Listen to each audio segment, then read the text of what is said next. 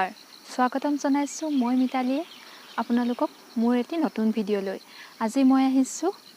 টিংখাঙৰ 2 নং টিপমিয়াত অৱস্থিত এখন চুমনিলৈ গতিকে বলকচোন যাওঁ ভিতৰলৈ চুমনিখনত কি আছে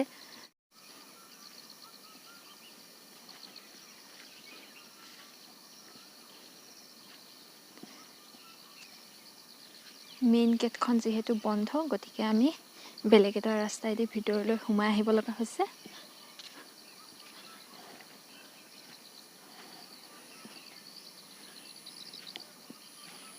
এয়া চুমনিখনৰ এয়া অফিচ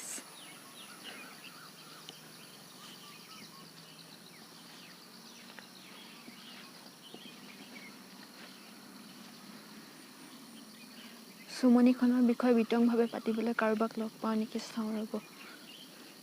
এয়া মই আহি পালোহি চুমনিত এতিয়া যোনে বৰ্তমান পাত পলু পুহি আছে ন দাদা গছ পলু এইটো গছ পলু বৰমুগা আছে সেই দাদাজনৰ ওচৰলৈ দাদা স্বাগতম জনাইছোঁ আপোনাক মোৰ চেনেললৈ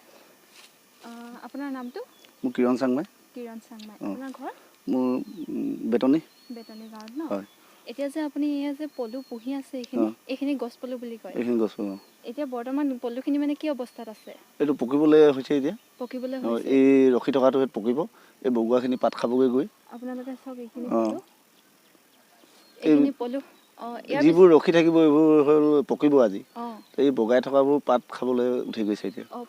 পাত খাবলৈ উঠি গৈছে তাৰ পৰা এই পলুখিনিৰ পৰা মানে আমি এতিয়াতো এৰী পলুৰ পৰা ধৰি লওক এৰী কাপোৰ হয় বা মুগা পলুৰ পৰা মুগা কাপোৰ হয় এতিয়া এইখিনিৰ পৰা কি কৰিব পৰা যাব এইখিনি বাঁহ বনাব পকাৰ পিছত বাঁহ বনাই পেলাই এইটো আপোনাৰ এই মুগা সূতা মুগা মেখেলা চাদৰ বব এইটোৱে সূতা আছে ঠিকে আছে তাৰপৰা এই আমাৰ এতিয়া যে এই চুমনিখন যে আছে এই চুমনিখনত এনেই মানে আপোনাৰ অনুমানত কিমানখিনিমান মাটি আছে বাৰু ইয়াত 220 বিঘামান আছে নেকি বহুতখিনি আছে বহুত মাটি আছে আপুনি ইয়াত পুহি থকা মানে আগতেও পুহিছে প্ৰথম আগতে পুহি আছে এতিয়া এইখিনি কিমান দিনমান হ'ল এইখিনি আজি 26 দিন হৈছে 23 দিনত খৈকিয়া লগোৱাৰ পৰা কণী ফুটি খৈকিয়া লগোৱাৰ পৰা 23 দিনৰ ভিতৰত পকে এইখিনি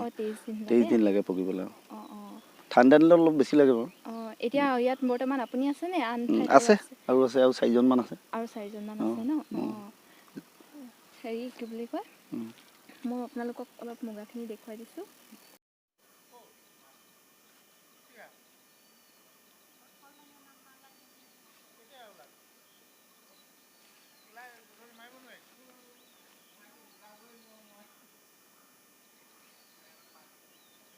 আপুনি যে এতিয়া এই মুগাখিনি বিকিব নে ঘৰৰ কাৰণে নিজৰ কাৰণে বিকিব ন কিমানকৈ লয় মুগা এতিয়া আমি সঁচলৈ গ'লে 5,000 5 টকা এটাত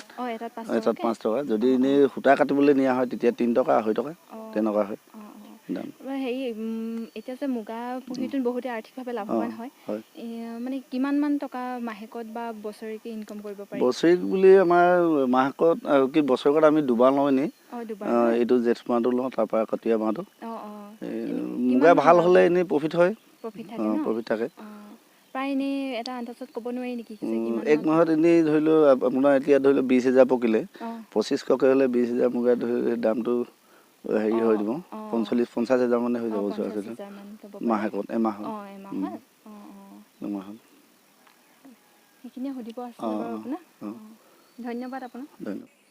তেখেতে জানিব দিয়া মতে এই পলুবোৰ